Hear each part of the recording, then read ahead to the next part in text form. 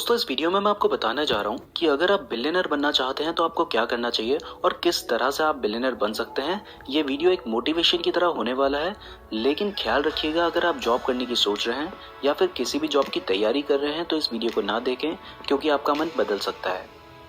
दोस्तों बिलियनर बनने का सिर्फ एक तरीका है और वो है बिजनेस। बिजनेस के थ्रू ही आप बिलियनर बन सकते हैं। देश की सबसे बड़ी जॉब यानी कि आईएएस भी अगर आप बन जाते हैं even at the age of 21 और उसके बाद आप करप्ट भी होते हैं, तब भी आप कभी बिलियनर नहीं बन पाएंगे और हमेशा घुट घुट के जिएंगे। लेकिन बिजनेस एक ऐसी फील्ड है जो आपको 5 साल में भी बिलियनर बना सकती है। इसका एग्जाम्पल मैं आपको आगे दूंगा। तो दोस्तों अब मैं आपको एक डिफरेंस बताता हूँ जॉब और बिजनेस के बीच में। दोस्तों जॉब में क्या होता है, जॉब करने के लिए सबसे पहले होता है कंपटीशन। आपको इतनी नॉलेज नहीं लेनी है कि आप कुछ कर पाओ, आपको इतनी नॉलेज लेनी है ताकि आप बाकियों को पीछे कर पाओ। आपको उन सबको पीछे करके आगे बढ़ना है। लेकिन बिजनेस में अगर आपके पास किसी टॉपिक की थोड़ी सी भी नॉलेज है और उसको आप अप्लाई कर सकते हो तो आप अपना बिजनेस शुरू कर सकते हो। बिजनेस में कोई रिजर्वेशन नहीं होता, कोई एज लिमिट नहीं होती। आप आज क्या अभी शुरू कर सकते हैं और पैसा अनलिमिटेड होता है। लेकिन अगर आप जॉब करना चाहते हो तो सबसे पहले आपको एक क्वालिफिकेशन चाहिए, एक अच्छी पढ़ाई चाहिए।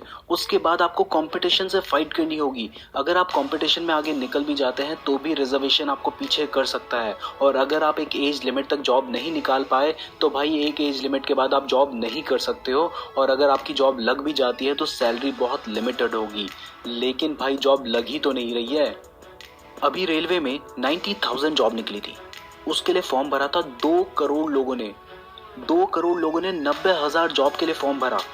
अब क्या होगा, अब ये सारे लोग जंग लड़ेंगे, फाइट होगी सबके बीच में, कंपटीशन होगा।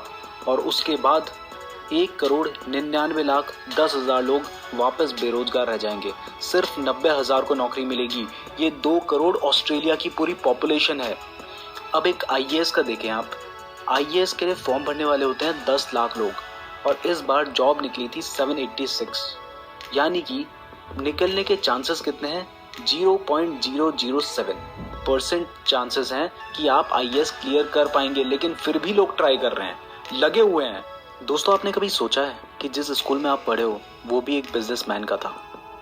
जिस बुक से आप पढ़ाई कर रहे हो, आपके आसपास कोई बुक पढ़ी होगी, देखो वो भी एक बिजनेसमैन ने पब्लिश कर रखी है उससे पैसे कमाने के लिए।